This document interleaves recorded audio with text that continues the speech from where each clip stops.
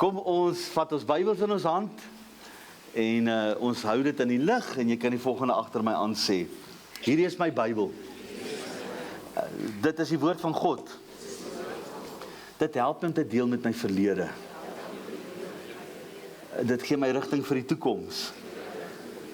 En dit help my om nou betekenisvol te lewe.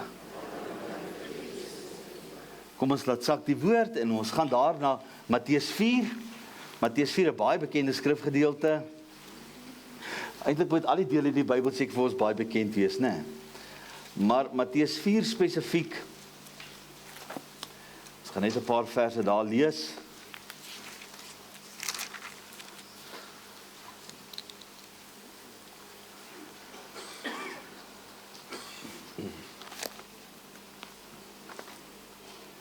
Matteus 4, daarvan vers 1 af.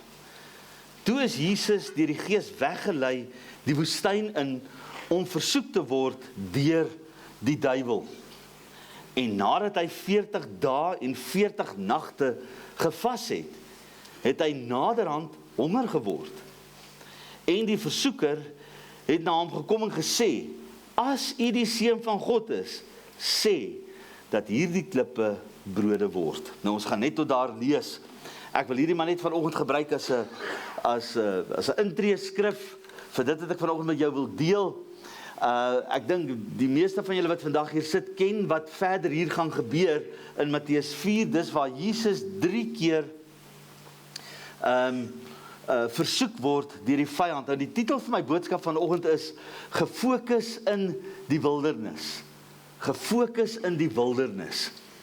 Nou as ek vanoggend moet vra met hande opsteek, wie van julle het nou al 'n rowwe tyd in jou lewe deurgegaan? Dink ek gaan min mense hulle hande opsteek nie, behalwe as jy nie jou hand kan opsteek nie. Ek dink ons almal is al deur rowwe goed in jou lewe. Daar's sekere goed, as jy dit deurgaan, kan jy dit redelik hanteer. Is dit nie so nie? Jou personality is net so mekaar gesit dat jy dit kan hanteer, maar dan is ook sekere goed waar ek en jy net weet, dit is buite my vermoë as kind van die Here om te kan hanteer. Of as mens, ekskuus, nie as kind van die Here nie, as 'n mens. Dis net bo-menslik, dit wat ek hier moet doen. En wanneer ek en jy op so 'n plek in ons lewe kom, dan kan ons baie bang raak, vreesagtig raak, gefrustreerd raak. Dit kan ons geloofskade doen. En dit hang net af hoe ek en jy daarna kyk. Nou wanneer ons gaan kyk na Matteus 4, dan sien ons die Here Jesus word dan in die woestyn ingelei of gedryf deur die Heilige Gees. Het jy geweet dat baie keer wanneer ek en jy moeilike tye in ons lewe deurgaan, dat die Gees van God ons na daardie moeilike tyd gelei het? Dis hoekom Psalm 23 vers 4 sê, al gaan ons deur die dal van doodskade wee. Wat beteken dit? Want Psalm 23 gaan oor die goeie herder. Soms lei die goeie herder jou deur sy Gees na die plek van doodskade wee. Hy sê, maar moenie vrees nie, want my stok en my staf is met jou. My beskerming en my leiding, ek lei jou waar jy gaan, is saam met jou. Dit is maklik om dit te sê, né? Dit is nie altyd so maklik om dit te doen nie. En ek en jy moet besef, ons is in 'n geestelike stryd. Partykeer is ons in 'n stryd omdat ons iets dwaas gedoen het. En nou beleef jy die dividende daarvan, of ek het iets doms gesê. En ek het nie gaan om verskoning vra nie, nou is die mense kwaad vir my. Nou voel ek as Christen, ek word vervolg. Ja, jy kan vervolg word omdat jy vir die waarheid staan, of jy kan vervolg word omdat jy iets, ek wil die Hebreëus gebruik, stupids gesê het, of gedoen het. Is dit nie so nie? So ons praat nie vandag van dit wat ons gedoen het toe ons stupid was nie. Ons praat van dinge wat oor ons lewe kom en met ons gebeur. En wat jy partykeer net laat verslae staan en jy sê, my Vader, hoe het hierdie goed gebeur? Wat het ergens verkeerd gegaan? Nou, ons sien in Matteus 3, wat gebeur in Matteus 3? Jy wat 'n groot doper is, jy sal weet wat daar staan. Ander ouens lees daai een heeltemal mis. Dit gaan oor Jesus se doop. Wat gebeur tydens Jesus se doop? God se manifestasie is daar. Die Heilige Gees is daar. Dis nie net dat jy God kan sien dat hy daar is nie. Want ek meen, Jesus is daar, hy's fisies daar, maar jy hoor ook hoe die Here sê, dis my geliefde seun, in wie ek welbehaag het. So God is hoorbaar daar. Dis 'n baie dramatiese oomblik in Matteus 3, die laaste gedeelte toe Jesus gedoop word. En dis ook ons baie keer vir mense sê, wanneer jy deur die doopwater gaan. Moenie dink as jy deur die doopwater gegaan het, nou gaan jy 'n huislening kry, en nou gaan jy 'n nuwe kar kan koop, en nou gaan alles goed gaan nie. Soms, ek sê nie altyd nie, want ons maak nie 'n wet daarvan nie, kan die Here jou dalk lei in die woestyn in. Jy sien, Jesus kom, en hy verruil die koel water van die Jordaan, vir die droë wildernis, want hy word nou in die wildernis ingevat in Matteus 4, om deur die vyand, deur die Satan, versoek te word. En hy verlaat die skare, want daar was baie mense toe Jesus gedoop is. Onthou julle, daar was 'n klomp mense. Ek sê altyd, Johannes die Doper het soos Oom Angus gewerk. As hy opgedaag het op 'n plek, het baie mense daar opgedaag. Oom Angus preek bekering, Johannes die Doper preek bekering. Dis al wat hy preek. Hy kom nie met 'n fancy boodskap nie, dis al wat hy bedien. En daar staan, die hele stad was daar, as Johannes die Doper bedien het. En Jesus verruil die skare vir eensaamheid. Hy verruil die koel water vir 'n droë wildernis. Die gees van rus word nou die gees wat hom dryf die woestyn in. Die stem van God word verander in die sissende geluid van 'n slang, die duiwel. Kan jy dink die kontras wat daar is? Jesus Christus word gedoop, die gees van God daal op hom neer. God praat hoorbaar, dat die mense dit kan hoor om hom. Die ewe skielik word God se stem verruil vir die sissende hiss of 'n snake, die Satan wat met Christus werk. En ek dink ek en jy kan so baie daarin sien, dat jy beleef hierdie ekstase in die Here, en die volgende oomblik beleef jy, Here, waar is hy? Hoekom sukkel ek om die stem te hoor? Hoekom voel dit of die vyand nou losgebrand het op my, en hoekom gaan ek hierdie goed in my lewe deur? En weet jy, dit is vir my en jou 'n toets, wat ek en jy daarmee gaan maak. Nou, Jesus kon hierdie geveg natuurlik op 'n baie goddelike wyse hanteer. As ek nou Jesus was, het ek nou mooi met die duiwel gedoen wat ek graag met hom wil doen. Ek sê net gesê, weg. Né? Ek sê vir hom gejaag het dat hy 'n nuwe bloedgroep kry. Ek sê vir hom gejaag het dat hy daar agter Mars of Jupiter gaan wegkruip. Ek sê vir hom van die aarde af verban het. Hoe doen Jesus dit? Jesus verdryf die duiwel soos wat 'n mens dit doen. Soos wat hy sê hoe ek en jy dit moet doen, so doen Christus dit. Hoekom? Want hy is die ultimate voorbeeld. Jy sien, hierdie tipe versoeking wat Jesus inkom, dwing hom om net sy Vader te kan vertrou. Net die woord te kan vertrou, want as jy gaan kyk, Jesus haal die woord aan, wanneer hy die vyand aanvat. Ek dink altyd ek en jy as mens, wanneer ons nou met die duiwel besig is in berading en jy help mense, dat ons baie keer so baie dinge sê, en so min die woord gebruik. Jesus gebruik net die woord, toe hy die vyand aanvat. Net die woord van God. Want Jesus is die woord van God. Jesus het nie nodig gehad om getoets te word nie. Jy besef dit vandag, né? Hy het nie nodig gehad om deur die woestyn te gaan en getoets te word nie. Hy's God. Hy sal in elk geval die toets geslaag het. Hoekom doen hy dit? Om vir my en jou as mens 'n voorbeeld te stel, wanneer ons deur sekere toetse in ons lewe gaan. Nou sien ons, daar staan in Matteus 4, dat Jesus, en ons het dit nou net gelees, dat Jesus na 40 dae honger geword het. Nou, wanneer iemand 40 dae vas, so na dag 3, verlaat die honger te jou. Jy's nie meer so honger nie.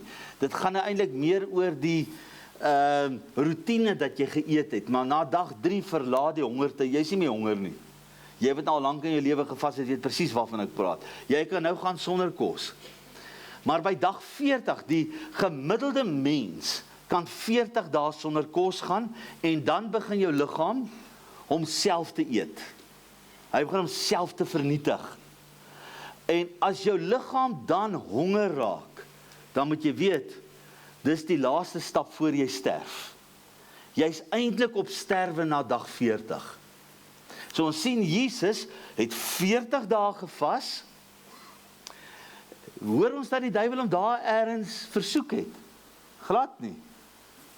Dis interessant, ek maak nie 'n teaching daarvan, en sê vir jou, gaan vas 40 dae, en op dag 40 gaan die duiwel nie eers begin versoek nie, maar dis hoe dit staan in Matteus 4, dis ook hoe dit staan in Lukas.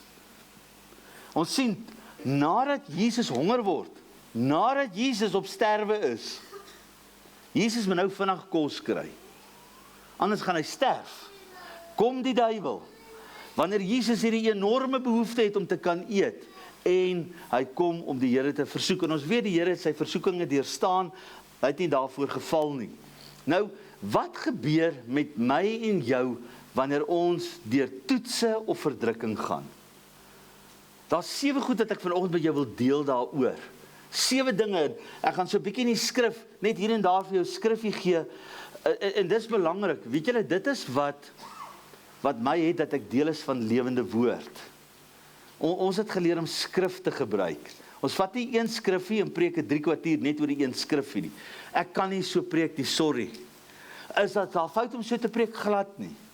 Maar ons ouens is opgeleid deur Neville Norden, deur oom P.D. Leroux, wat 'n ou AGS predikant was, en sy bediening het eintlik begin die dag toe hy afgetree het. Het P.D. Leroux begin, ek het die voorreg gehad om hom 1 of 2 keer in my lewe te hoor. As ek dink aan Dr. Jan Botha, dieselfde, die skrif wat die ouens gebruik het, wanneer hulle bedien, Dr. Ed Reibert, wonderlike mense wat die skrif van God gebruik het, om te connect met dit wat hier vir my en jou prakties toepasbaar is, maar hulle het altyd skrif ingetrek, en veral Neville Norden en oom P.D. Leroux het dit baie goed reg gekry. Wessel van Dijk, wat een van my mentors was, hy is nie meer by Lewende Woord nie, hy het 'n wonderlike bediening in Standerton, is ouens wat vashou aan die woord. So dis maar hoe ons bedien in Lewende Woord. Jy wat vandag 'n besoeker is, ons connect skrif, ons daar's 'n beter woord as connect, nou kan ek nie onthou nie. Ons verbind skrif met dit wat ons deel. En ons probeer om dit nie buite konteks aan te haal nie. Nou, wat gebeur met jou wanneer jy deur verdrukking gaan? Punt nommer 1. God lei jou in 'n seisoen van groei en nie net selfbevrediging nie. Dis belangrik dat ek en jy dit weet. Ons is in 'n wêreld van wat praat die Engels van consumerism. Ons is in 'n verbruikerswêreld. Ons wil alles vinnig hê, is dit nie so nie? Die internet is vinnig. Jy hoef nie eens met TV toe te stap om daar iets te gaan kyk, jy kan sommer net gou vinnig jou selfoon vat. Alles is vinnig. Alles gebeur vinnig. En ek het nou die laaste paar jare geleer om so 'n bietjie beter koffie te drink. En Stefan, hy het soms so 'n masjien gekoop op die internet. Die ding kos R12.000, maar hy het R1.500 vir hom betaal.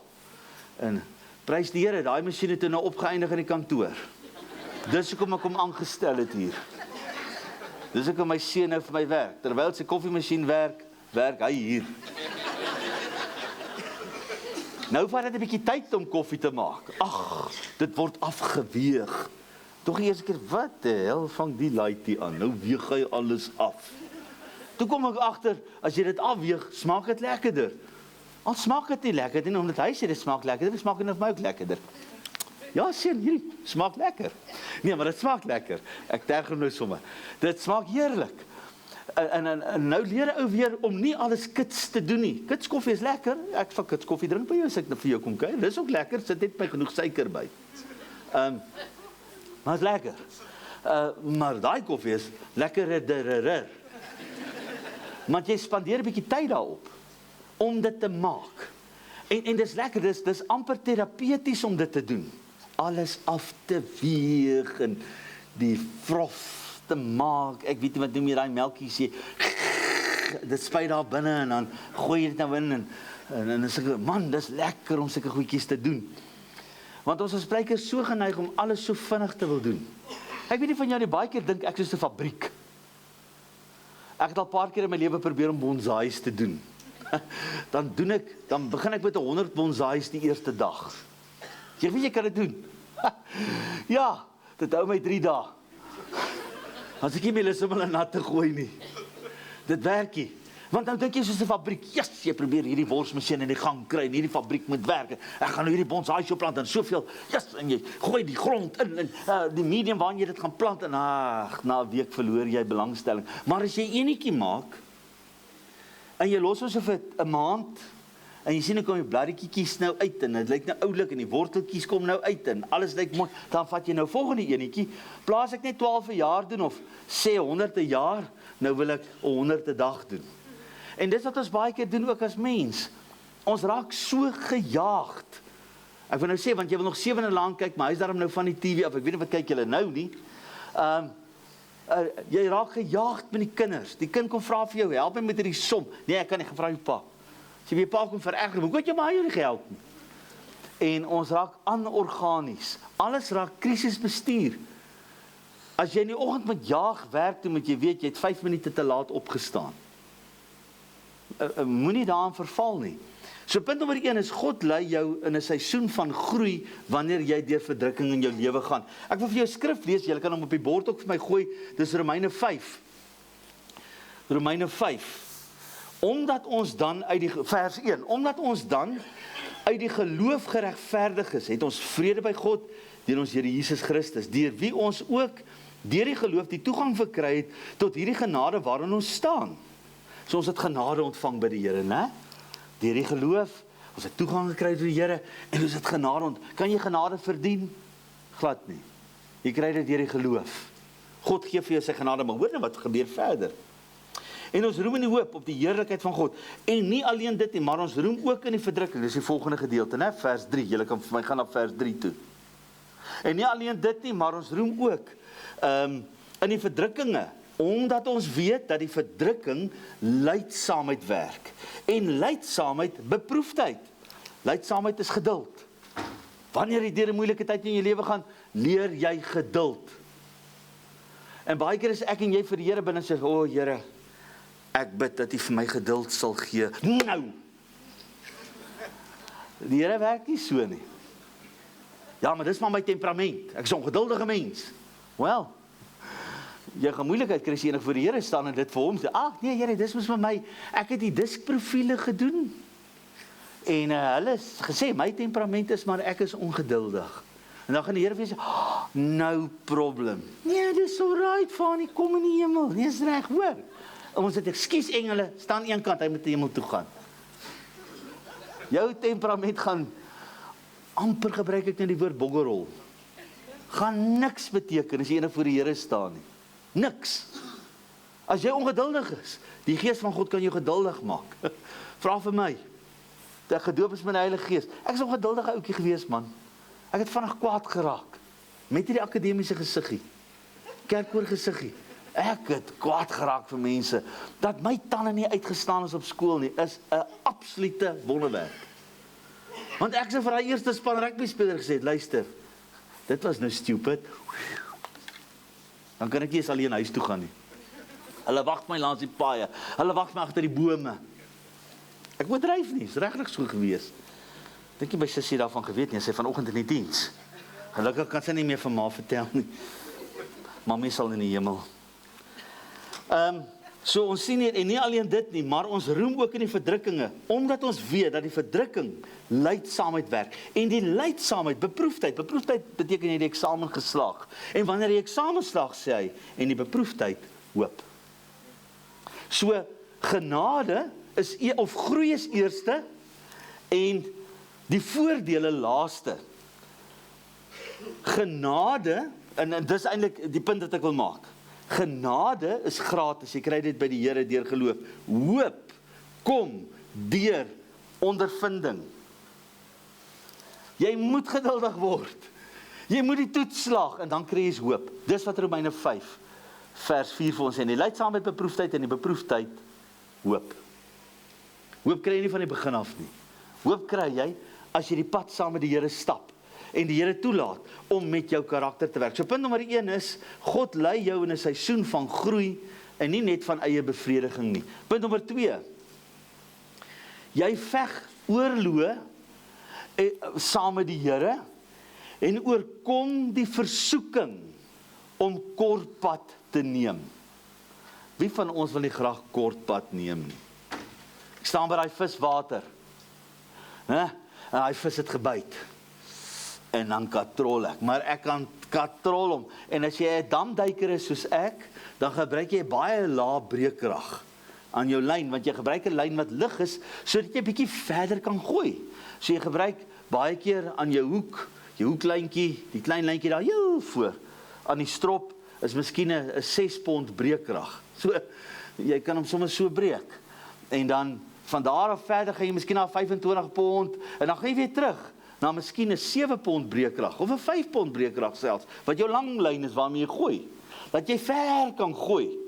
Maar as jy nou daai visie inbring, en die visie weeg, kom ons sê 15 pond, dan kan jy nie soos wat die seevisserman, julle is wat op die see vang, julle katrol moet so, julle bring hy vis en hy kom so op die water so, jy kan nie dit doen in die dam nie, in die dam moet jy nou mooi, jy praat met, nee visie, kom mooi, daar sê, ok, vat weer 'n bietjie vir jou, vat weer 'n bietjie lyn, ok, kom nou weer terug, kom, mami, hy is agter die klippie, kom ons gee hom kans, daar sê, kom hy uit, en jy praat mooi, en as my vrou die vis gaan skep, as ek kom by senuwees, dan sê ek, nee, ek wys dit nie van, nee, liefie, skep, is reg, nee, skep maar.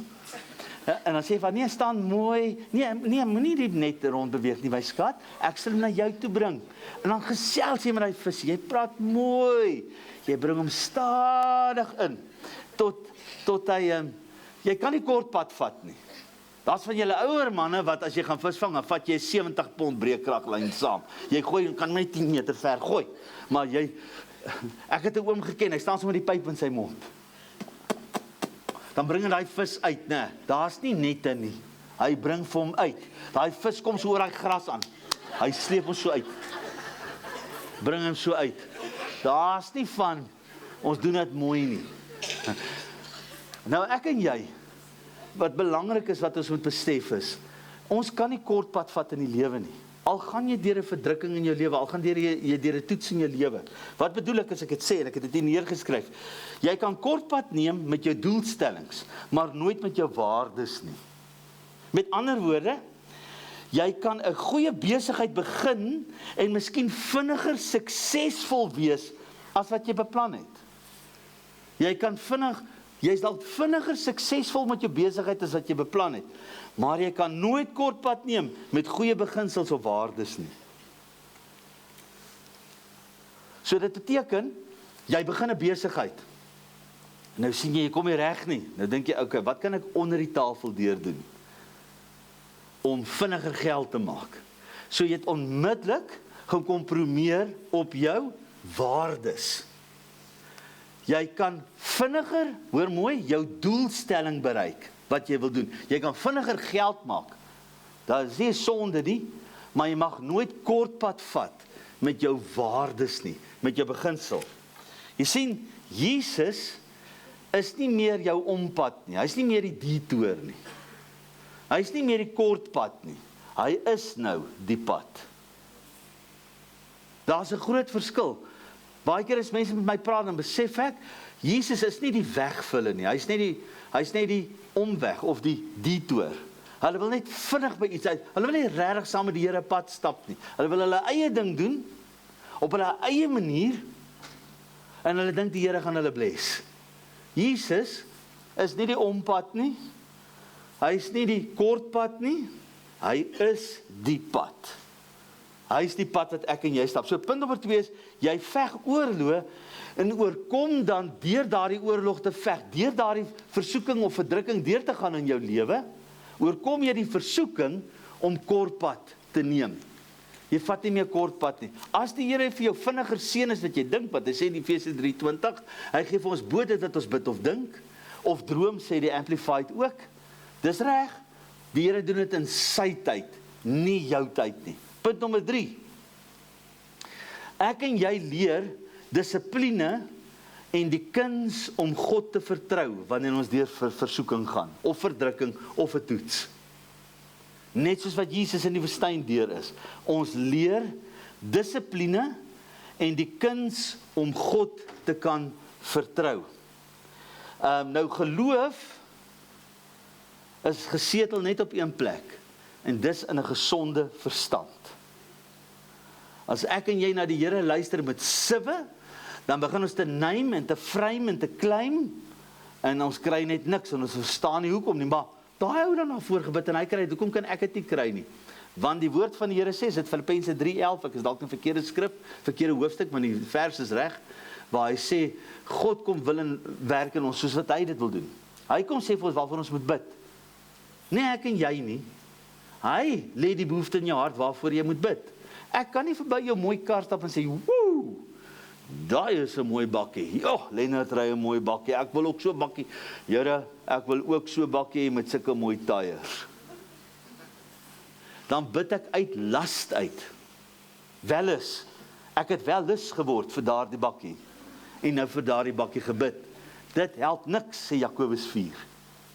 So ons leer die dissipline om God te kan vertrou. Dit beteken, jy pas die dissipline van die woord toe, wanneer die Here iets kom vra. En ek wil hê ons moet daar gaan na 2 Timoteus 1 vers 7, as jy hom op die bord kan gooi vir ons. 2 Timoteus 1 vers 7. Hoor wat sê hy daar? Hy sê, want God het ons nie 'n gees van vreesagtigheid gegee nie, maar van krag en liefde en selfbeheersing. God het ons nie 'n gees van vreesagtigheid gegee nie. Ek het al vrees beleef as ek deur 'n verdrukking in my lewe gaan. Ek is dood eerlik daaroor. Al wille, julle kan my vrou vra. Ek lieg nie.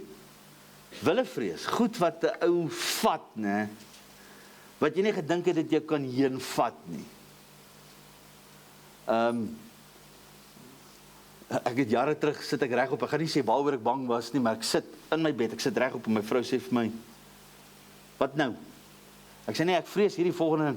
Sy sê, "Hey, jy vertrou mos die Here." "Ja." "En jy sê pastoor, asseblief slaap." Ek dink sy nou vir sy, "Haai my man. Kom hier so, moenie worry." Hey, jy moet die Here vertrou. Maar nou bietjie mooier dat ek dit nou sê, maar ja. Daar's 2 woorde wat ek vrees, die woord van God en die woord van my vrou. Ek sê dit met baie respek en eerbied teenoor haar. Sy's 'n kosbare mens en ek weet al, ek moet luister as sy met my praat. Geloof is slegs gesetel in 'n goeie verstand. Kyk, en ek het dit vir julle daar gaan byskryf. Selfbeheersing word ook vertaal as jy Engelse Bybel het na sound mind. En ek wil vir jou sê, as jy kan, skryf dit in jou Bybel by, sound mind. Want as jy 'n sound mind het, dan verander dinge in jou lewe. Moenie alles op een slag probeer doen nie. As jy 'n nuwe besluit in jou, as jy wil Bybelverse leer, moet nou nie probeer om 7 vir die week te leer nie. Wat van, sê nou jy ken 10 Bybelverse in jou lewe, nou sê maar ek wil die Bybel leer ken. Daar's van julle wat dit gaan regkry om hoofstuk uit julle kop uit op te sê. Daar's van julle wat dit nie gaan regkry nie. Ek sou sê, begin met 1 Bybelvers 'n maand. Dan maar van dit is net 12 die einde van die jaar. Weet jy wat? Dis 12 meer as wat jy nou ken. Hoe ver kan jy al kom met 12 verse? Vat net daai 12. Hê 'n sound mind, 'n gedissiplineerde mind om net 12 te leer. En volgende jaar as jy sien maar dit is nou makliker vir my, dan kan jy miskien sê, kom ek leer 2 verse 'n maand. As jy sê vader, dit is te moeilik vir my, leer 1 vers elke 3 maande. Net 1 elke 3 maande. Wel, hoeveel het jy nou so ver geleer in die 50 jaar wat jy leef? Nog niks. So, die einde van die jaar ken jy 3 meer as jy geken het die res van jou vorige lewe. Dis alright. Begin net rustig. Kry jou gedagtes in orde. En begin miskien met die makliker verse wat jy nou al van weet en leer dit. Miskien 1 moeilike vers vir die jaar. En dis dit. Daai vers gaan jou baie ver vat. En so hou jy aan byleer. En as jy wil, laat jou huisgesin saam met jou leer, maar moet jy nie jou kinders voeter as hulle dit nie saam met jou ken nie. Die Here het ons nou vir jou gesê, leer dit. Leer jy dit, wees jy nou die voorbeeld. Dit beteken 'n sound mind, dat jy reg sal dink, calm and well-balanced mind. And discipline and self-control. So ons praat baie van die self-control, die selfbeheersing, maar dit gaan oor baie meer as dit. Jy is wat jy dink. Is dit nie Salomo wat so sê nie? Jy is dit wat jy dink. So, neem miskien 'n fotootjie van hierdie skrifgie, as jy kan. Dis wat selfbeheersing beteken, want God het ons nie 'n gees van vreesagtig gegee nie, want as ek en jy sukkel om die Here te vertrou in 'n tyd van verdrukking of teenspoed of 'n toets, dan gaan vrees opdaag altyd. Vrees gaan daar wees. Vrees is die teenoorgestelde van geloof. Nie twyfel nie. Twyfel is die vrug van vrees. Vrees, jy glo of jy vrees. Nou sê jy, ek is in sonde want ek vrees. Nee, jy is in sonde wanneer jy vashou aan daardie vrees. Vrees 'n mens? Ja, natuurlik. Jy wat al in skermutselings in jou lewe was, in rooftogte, daai vrees wat by jou opkom, dis wat jy daarmee maak. Dis menslik om te vrees. Ons lees altyd van Dawid wat Goliat verslaan het, en ek het al baie keer daaroor bedien. Maar ons vergeet, daar was 'n tyd wat Dawid gevlug het vir Saul en gaan wegkruip het waar? By die vyand, tussen die klomp Filistyne, en hy het gemaak of hy mal is. Hy het gemaak of hy kranksinnig is. Kom hy daar aangestap, en die kwai loop oor sy baard, en hy eet 'n roomys so, en hy stap daarin. Hy dink, hi, Dawidjie is mal. En hy bly tussen die Filistyne.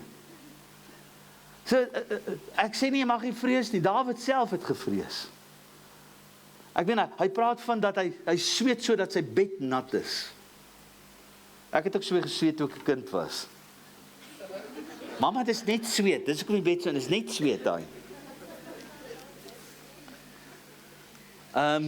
Kom ons gaan, ja, so punt nommer 3 is, jy leer dissipline in die kuns om God te kan vertrou, wanneer jy deur 'n moeilike tyd in jou lewe gaan. En dit is eintlik is nie 'n lekker tyd nie, is nie 'n lekker plek nie, maar dit is 'n guldige geleentheid om klaar te maak met jouself en die Here te vertrou. Punt nommer 4, en dit gaan vir my so mooi in na punt nommer 4, jy is verlos van poging en selfbevordering. Is dit nie so, ons almal wil ons self bevorder, as jy om hy braaivleisvuur staan, ja, ek het vir my baas gesê vandag, hy sal nie weet hoe met my praat nie, maar dis nou gewoonlik so na die 3de drankie, en as jy sterk, ja, ek het in hy workshop vir hulle gesê, jy weet, en toe ek my masjien afsit en my baas kan vra my, hoekom sit jy hierdie draaibank op, te sê ek vir hom, ek sal hom nie weer aansit tot ek 'n verhoging kry nie. Wie die man het so geskrik, hy het vir my 'n verhoging gegee. Ja, dit is 'n taaf man, taaf, hy selfbevordering. Wanneer ek en jy deur 'n moeilike tyd in ons lewe gaan, is dit juist die plek waar die Here jou nederigheid toets. En sê, wat gaan jy daaraan doen? Minder van my, meer van die Here, né? Galasiërs 3 vers 3, kom Paulus, en dit is miskien net 'n beginsel daar rondom, en julle kan vir my gerus soontoe gaan, Galasiërs 3 vers 3, hy sê hier, en dit gaan eintlik oor die wet versus genade, en ek sal eendag 'n hele reeks net oor die boek Galasiërs aanbied, want Galasiërs gaan daaroor, jy kry die ouens wat oorhel na die wet, en dan kry jy die ouens wat oorhel na die vryheid, en dan kry jy die ouens wat nie oorhel na enige kant toe nie, wat eintlik dit reg doen. Soos wat Paulus dit gedoen het. Hy was nie onder die wet nie, hy was onder die genade, maar hy het nie sy vryheid gebruik as aanleiding tot sonde nie. Maar hier kom hy vertel hoe hulle begin in die gees. En baie goed begin ek en jy in die gees, en dan raak ons wetties daaroor. As ouens eers begin en sê, jy weet, die Here het vir my gesê, ek moet 5 keer om my huis loop, en my huis salf, dan weet ek, wetties. Nee, dis 'n profetiese aksie, ag, tog, waar kry jy dit in die Nuwe Testament, sulke profetiese aksies? Dit staan nêrens nie, net in die boek van Opinies, hoofstuk 4 vers 12. Jy's 'n Nuwe Testamentiese kind van die Here, stop met daai bog, stop met daai nonsens, dis nie die gees van God nie, want baie van daai goed wat ek en jy doen, is eintlik 'n teken van, dis die instrumente wat gebruik is om Christus te kruisig aan die kruis. Dit verteenwoordig die wet, verteenwoordig nie vryheid nie. So pas op waarmee jy besig is, en daai selfpoging, om self iets te doen. Jy weet, toe ek nou druiwesap oor sy skouers uitgooi, het die Here die jukke gebreek. Wel, ek het vir jou beter opsie, traai bid, traai net bid vir daai ou. Spreek God se heerlikheid oor hom uit. Los die druiwesap, drink dit na die tyd. Los daai goed. Dis nie skriftuurlik nie. Spreek vryheid oor daai ou. Bid die gees van God oor hom. Vra die Here vir onderskeiding. Bestraf dit as dit bestraf moet word. Dis wat Jesus gedoen het. Goed, jy kan wel, vir iemand wat nie kan sien nie, modder aanmaak, want dis wat Jesus gedoen het. Dis al. Dis wat hy gedoen het, né?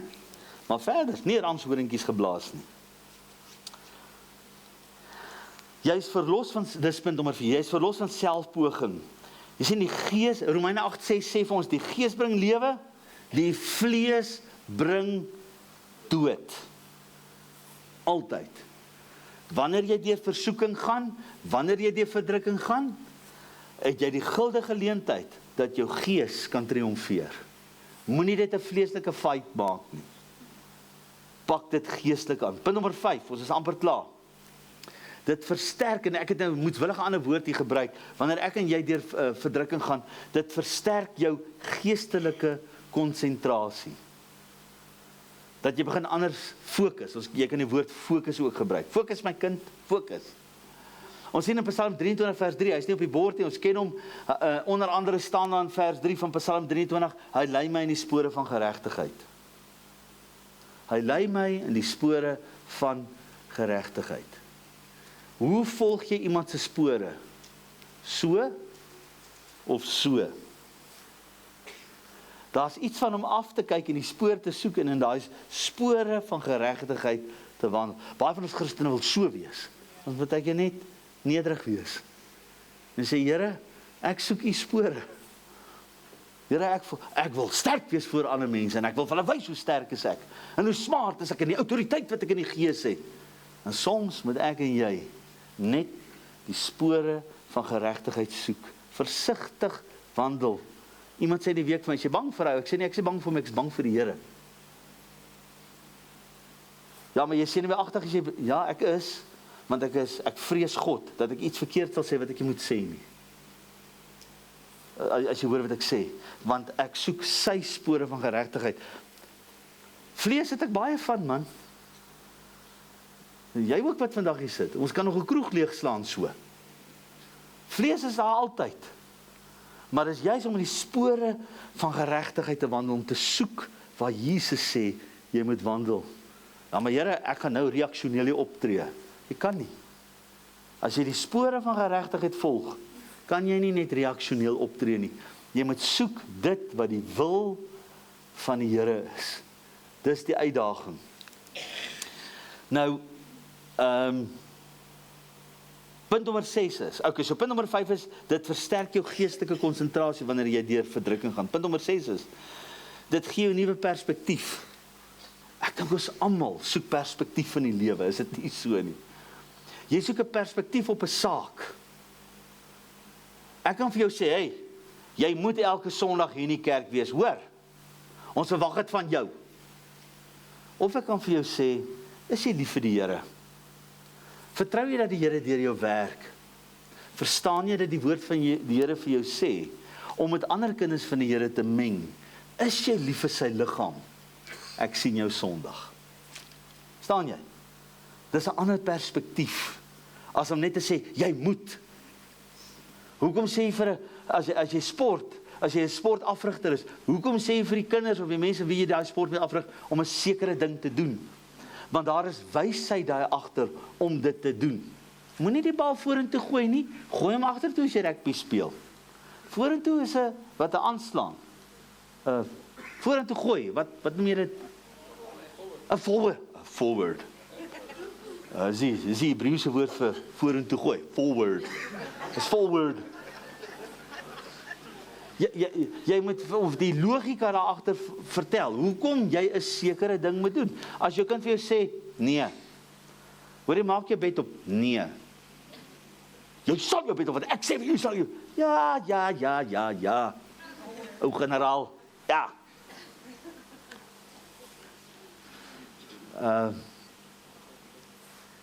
Leer jou kind, hoekom?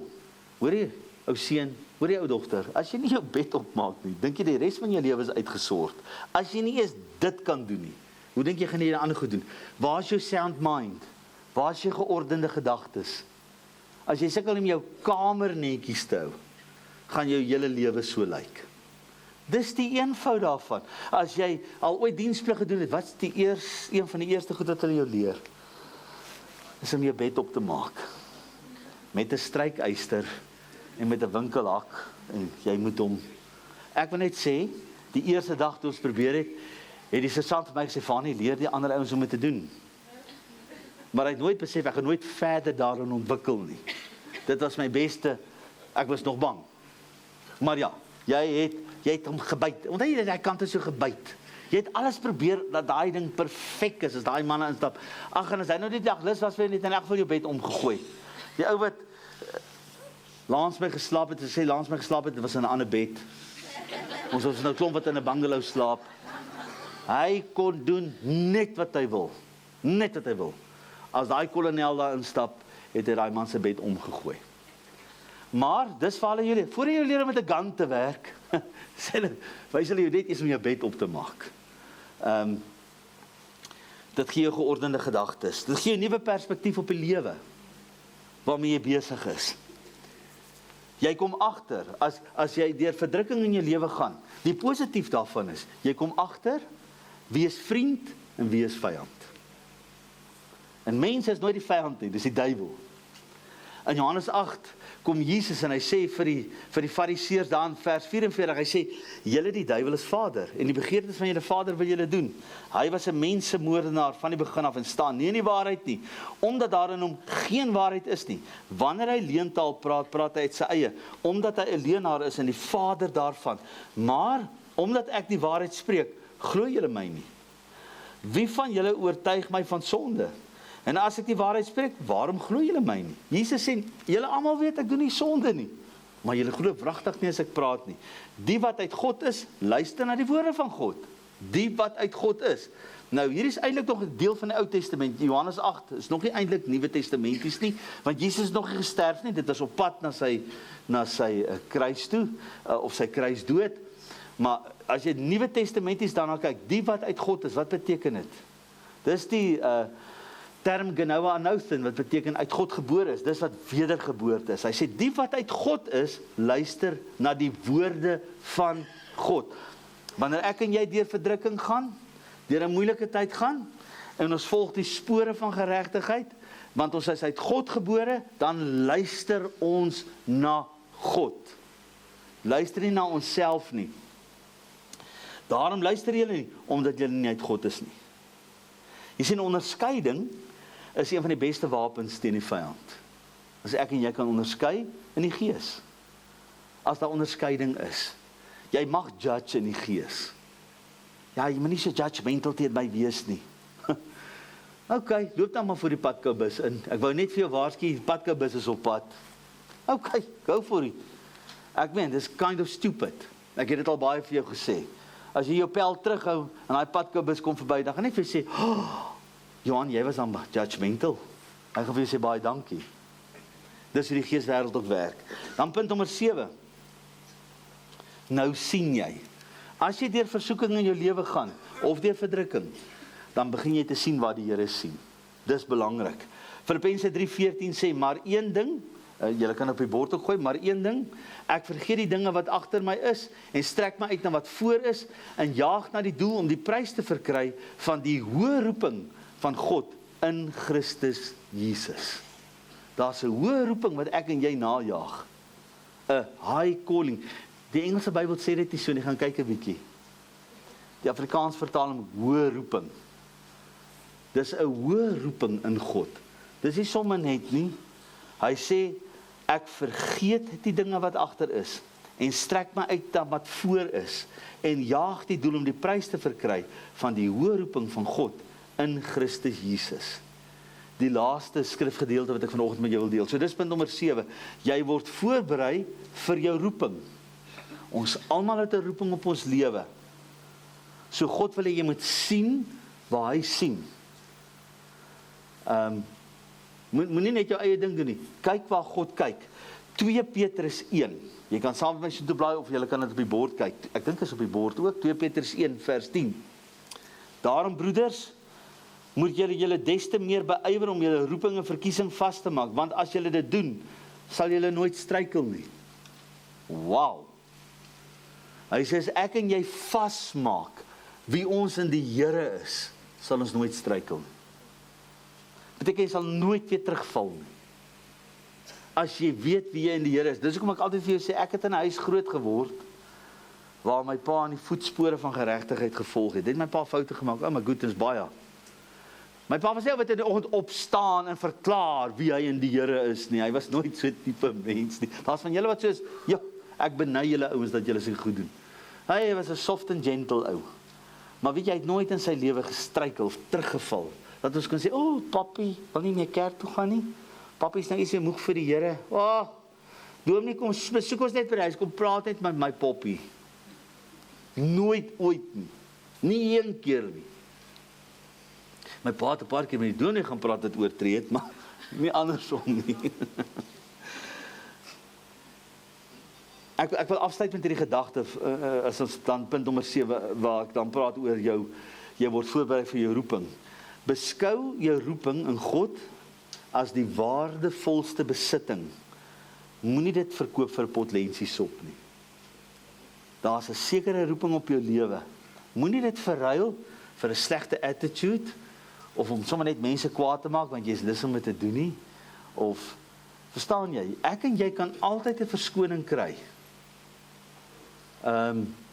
Om nie iets reg te doen nie. Het jy dit geweet? In die week praat ek met iemand, ek sê ouens, julle gebruik die luxury van wat hierdie ou verkeerd doen, om nie reg te doen nie. En elke keer, as ek sê doen reg, dan sê hulle nie, maar dis die ou se skuld dat ons nie reg doen nie. Ek sê, dis die luxury van om iemand te gebruik as die verskoning dat jy nie reg wandel nie. Don't do it. Moenie dit doen nie. As een ding wat ek moes leer in die bediening, ek het altyd hierdie radikale boodskappe gehad. Ek kon nooit verstaan dat Neville my nie wil gebruik om te preek nie. Want as hy die dag vir my sê, kom stel jou tieners voor, wat ek, dan sê ek iets radikaals wat mense skok. En toe besef ek moet dit nie doen nie. Dis stupid. Don't do it. Dis onvolwasse. Jy moet mense opbou. En in jou opbouing kan jy die radikale ding aanspreek sonder dat dit hulle net die persoon langs jou. Die persoon wat langs jou sit jou hand teen daai persoon so. OK. Right. So as jy aan die regterkant sit, druk daai persoon se hand. Wat gebeur as jy dit doen? Hulle druk terug. Dis die eenvoud van die evangelie ook. Dit is maklik om almal net te druk. Hulle gaan net terugdruk. Druk terug, seun. Ek moenie bang wees vir pa nie, druk maar terug, hoor. Ek sal hierdie keer dit oorsien. Vra die Here vir wysheid. Vra hom vir wysheid. As jy by daai plek uitkom wat jy verstaan dat vrede is, as jy daai ou wat in 'n vergadering sit, nê, as almal mekaar uithaal, as jy jou mond begin oopmaak, sonder om te sê, o, Willie, dit wat jy gesê het was nie reg nie, Sandra, daai wat jy, sonder om dit te sê, wanneer jy begin spreek, daal die vrede van die Here neer. As jy by daai plek in jou lewe kom, dan dink ek dis hoofstuk 1 van volwassenheid van die 99 hoofstukke wat ek en jy moet deurgaan om volwasse te wees. Want die Here sê, ek het aan julle gegee die bediening van vrede, van versoening, van rekonsiliasie. Is dit nie kosbaar? Ek maak dit jou nie rustig om te dink, wow, Here, ek kan in die vrede wandel. Ek hoef nie soos hierdie wêreld op te tree nie. Want dis in daai vrede waar mense se lewens verander. Wie van julle se lewe het al ooit verander omdat ek vir jou gesê het jy's 'n slegte sondaar? Of omdat ek op jou afgekyk het en gesê het ek is slimmer as jy want ek weet beter as jy want ek verstaan beter as jy. Wie het al so by die Here uitgekom? Niemand nie, né? Dis ek te bang om te vra wie het al uitgekom dat ons vir jou liefde gegee het. Is daar van julle wat al by die Here uitgekom dat jy liefde gekry het in die kerk? As daar iemand is, steek net op jou hand asseblief. Ons sal ons oë toemaak as jy skaam het. Daar's 'n paar. Daar's 'n hele paar. Want dis wat mense se lewens verander. Die goedheid van die Here. Romeine 2 vers 4. Dis die goedheid van die Here wat ons lei tot bekering. En streef na daai goedheid ook in jou eie lewe. Al gaan jy deur verdrukkinge en moeilike tyd in jou lewe, Streef daarna. Hou vas aan die Here. Moenie jou gees van uitnemendheid opgee vir 'n lastige gees, of 'n moeilike gees, of ek is opinionated. Gee daai gemors vir die Here, vra hom. Want as jy, weet jy kan opinionated wees, of jy kan vol wysheid wees. Pick your choose, kies self. Kies self wie jy wil wees in die Here, selfs wanneer jy deur verdrukking en moeilike tyd gaan. Amen. Iemand sê amen dat ek kan ophou preek.